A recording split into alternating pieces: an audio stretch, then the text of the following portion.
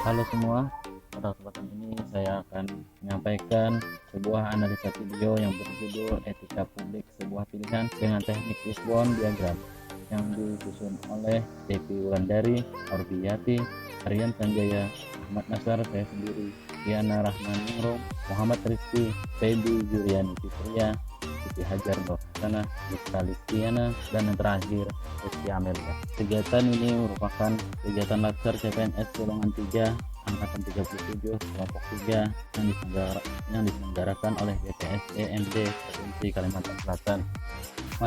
Materi nilai-nilai dasar etika publik yang diberikan oleh Bapak Tutor atau Widya Iswara, Bapak Ahmad Riyadi, MPSI, psikolog.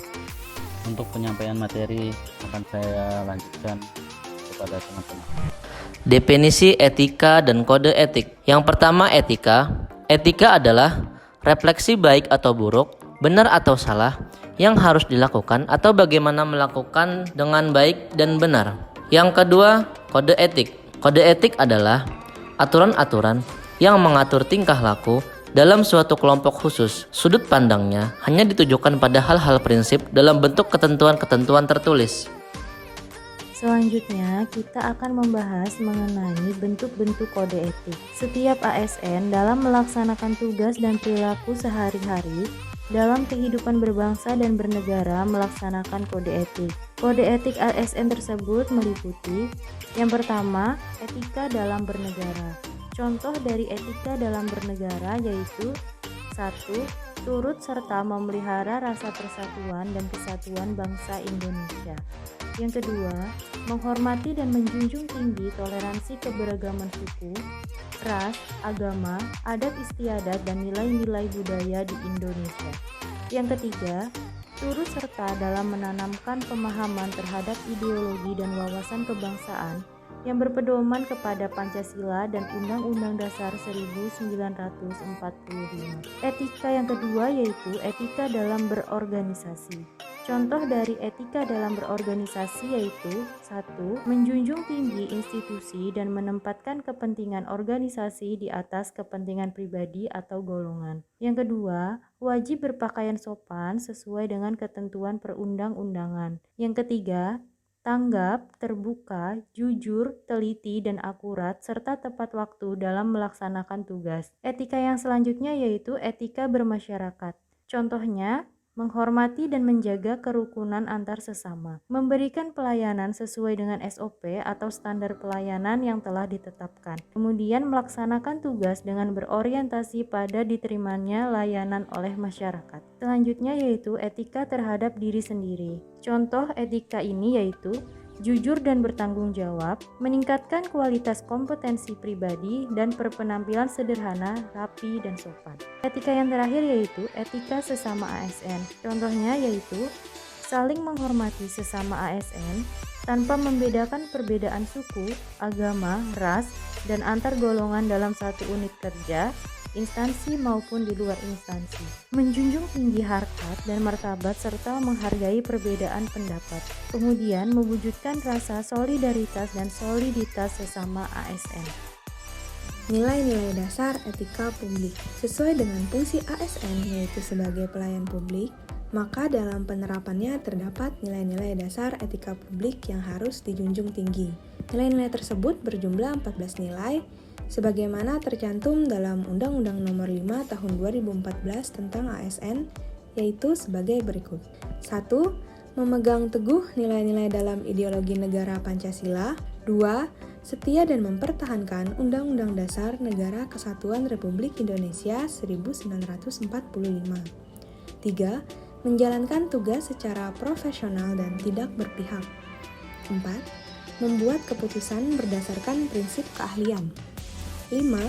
Menciptakan lingkungan kerja yang non-diskriminatif. 6. Memelihara dan menjunjung tinggi standar etika luhur. 7. Mempertanggungjawabkan tindakan dan kinerjanya kepada publik. 8. Memiliki kemampuan dalam melaksanakan kebijakan dan program pemerintah. 9. Memberikan layanan kepada publik secara jujur, tanggap, cepat, tepat, akurat, berdaya guna, berhasil guna, dan santun. 10. Mengutamakan kepemimpinan berkualitas tinggi. 11. Menghargai komunikasi, konsultasi, dan kerjasama. 12. Mengutamakan pencapaian hasil dan mendorong kinerja pegawai. 13. Mendorong kesetaraan dalam pekerjaan. Dan terakhir, 14. Meningkatkan efektivitas sistem pemerintahan yang demokratis sebagai perangkat sistem karir. Selanjutnya, kita masuk definisi dan lingkup etika publik. Etika publik merupakan refleksi tentang standar atau norma yang menentukan baik atau buruknya, benar atau salahnya perilaku, tindakan dan keputusan untuk mengarahkan kebijakan publik dalam rangka menjalankan tanggung jawab pelayanan publik. Di sini ada 3 fokus utama dalam pelayanan publik, yakni yang pertama, pelayanan publik yang berkualitas dan relevan. Kedua, sisi dimensi reflektif etika publik berfungsi sebagai bantuan dalam menimbang pilihan sarana kebijakan publik dan alat evaluasi. Dan yang terakhir adalah modalitas etika dan menjembatani antara norma moral dan tindakan faktual. Pada prinsipnya, ada 3 dimensi etika publik. Yang pertama, dimensi kualitas pelayanan publik. Etika publik menekankan pada aspek nilai dan norma, serta prinsip moral, sehingga etika publik membentuk integritas pelayanan publik. Moral dalam etika publik menuntut lebih dari kompetensi teknis, karena harus mampu mengidentifikasi masalah dan konsep etika yang khas dalam pelayanan publik. Oleh karena itu, etika publik mengarahkan analisa politik sosial budaya dalam perspektif pencarian sistematik bentuk pelayanan publik, dengan memperhitungkan interaksi antara nilai-nilai masyarakat dan nilai-nilai yang dijunjung tinggi oleh lembaga-lembaga publik. Yang kedua, dimensi modalitas. Pemerintah bersih adalah syarat kemajuan suatu bangsa. Pemerintah korup menyebabkan kemiskinan, sumber diskriminasi, rentan konflik, dan penyalahgunaan kekuasaan. Korupsi disebabkan lemahnya integritas pejabat publik, kurangnya partisipasi, dan lemahnya pengawasan. Dalam membangun integritas publik, pejabat dan politisi harus disertai perbaikan sistem akuntabilitas dan transparansi yang didukung modalitas etika publik. Unsur-unsur modalitas dalam etika publik yaitu akuntabilitas, transparansi, dan netralitas. Akuntabilitas di sini berarti pemerintah harus bertanggung jawab secara moral, hukum, dan politik atas kebijakan dan tindakan-tindakannya kepada rakyat. Transparansi diartikan bahwa organisasi pemerintah bisa mempertanggungjawabkan apa yang telah dilakukan dengan memberikan informasi yang relevan atau laporan terbuka terhadap pihak luar atau organisasi mandiri, seperti legislator, auditor, dan publik, serta laporan tersebut dapat dipublikasikan. Transparansi mengandung arti bahwa peraturan, prosedur, pelaksanaan harus jelas dan lengkap, dan dapat diketahui oleh pihak-pihak yang melaksanakan. Yang ketiga, dimensi tindakan integritas publik. Integritas publik dalam arti luas, yakni tindakan yang sesuai dengan nilai, tujuan, dan kewajibannya untuk memecahkan dilema moral yang tercermin dalam kesederhanaan hidup. Integritas publik juga dimaksudkan kualitas dari pejabat publik yang sesuai dengan nilai, standar, aturan moral yang diterima di masyarakat. Yang selanjutnya, kita membahas tentang perilaku pejabat publik. Kita mengupas mengenai perilaku pejabat publik yang mana masih ada kultur kolonial yang diwujudkan bagaimana birokrasi itu terkesan sangat lambat atau berbelit-belit. Sebagian besar pejabat publik, baik di pusat maupun di daerah, masih mewarisi kultur kolonial yang memandang birokrasi hanya sebagai sarana untuk melanggengkan kekuasaan dengan cara memuaskan pimpinan.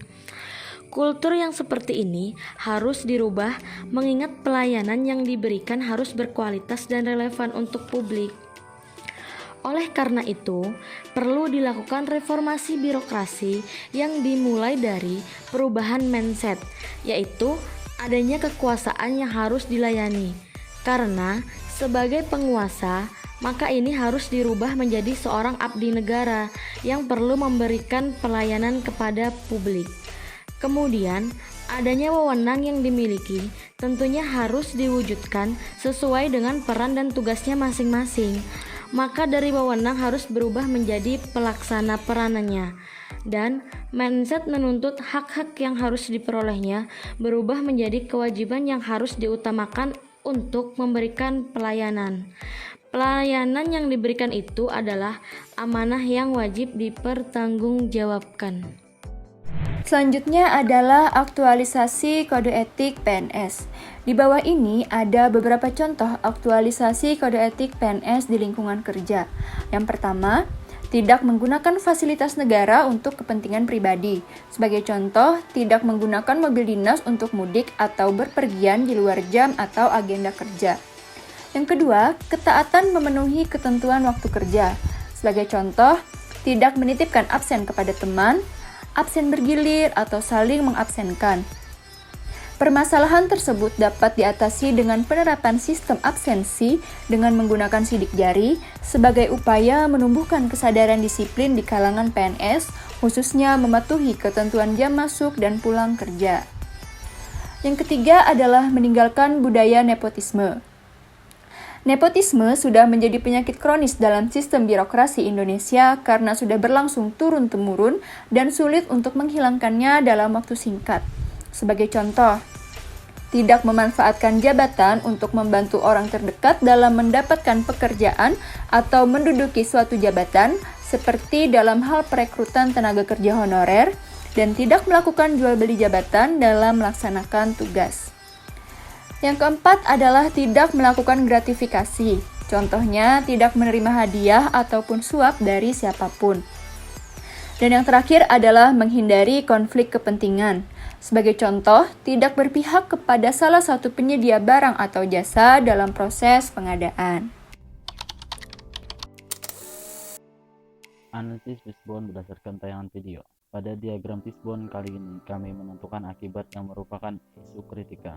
Penyebab dari isu kritikal tersebut dibagi menjadi 4 kategori. Yang pertama, kemampuan yang disebabkan oleh ASN kurang memiliki motivasi. Yang kedua, ASN kurang memiliki rasa tanggung jawab dan integritas. Yang ketiga, ASN tidak menerima kritikan. Kategori yang kedua termasuk dalam metode yang disebabkan yang pertama, tidak adanya reward system dan punishment dari atasan. Yang kedua, tidak ada pembinaan ASN terkait peningkatan kinerja. Untuk kategori yang ketiga yang disebabkan oleh sistem dikarenakan tidak adanya monitoring dan evaluasi terhadap kinerja ASN secara berkala. Dan yang terakhir yang menjadi kategori keempat adalah lingkungan yang masih menerapkan budaya kerja dan mindset lama. Lalu, apa yang akan terjadi jika isu kurangnya penerapan etika publik dalam lingkungan kerja di Kelurahan X tidak segera ditanggulangi? Maka hal ini tentu akan berdampak serius ke depannya. Dampak yang akan terjadi yang pertama yaitu tidak optimalnya pelayanan publik karena individu tersebut tidak melaksanakan tugas dan wewenang yang diberikan secara baik, bertanggung jawab, dan amanah. Adapun dampak yang kedua yaitu integritas ASN menurun karena individu tersebut tidak melaksanakan tugas dengan bersikap jujur, ikhlas, dan menyalahgunakan wewenang. Jika hal ini terus berlanjut, maka akan merusak citra baik ASN di mata masyarakat. Nah, jika citra baik telah rusak, maka dampak ketiga yang akan muncul, yakni menurunnya kepercayaan masyarakat terhadap kinerja ASN. Oleh karenanya, supaya isu ini tidak semakin meluas, perlu untuk segera ditanggulangi, agar citra baik ASN tetap terjaga. Solusi atau penyelesaian dari masalah yang terjadi yaitu mengubah budaya organisasi dengan cara memberikan pembinaan mengenai peningkatan kinerja ASN. Contohnya seperti Bimtek Kepegawaian, Diklat, dan seminar di mana topik yang menjadi tema adalah mengenai teknis-teknis dalam kepegawaian. Yang kedua, penegakan kode etik PNS dengan cara memberikan contoh kepada ASN lain. Misalnya, atasan memberikan contoh dengan datang tepat waktu. Yang ketiga, meningkatkan kinerja dalam pelayanan publik dengan cara memberikan pelayanan kepada masyarakat dengan membuat SOP pelayanan publik yang jelas. Berkenaan dengan hal tersebut, ada beberapa upaya yang dapat dilakukan dalam peningkatan kualitas pelayanan publik. Di antaranya adalah revitalisasi, restrukturisasi, dan deregulasi di bidang pelayanan publik. Demikian penyampaian materi dari kami. Saya mewakili teman-teman mengucapkan terima kasih.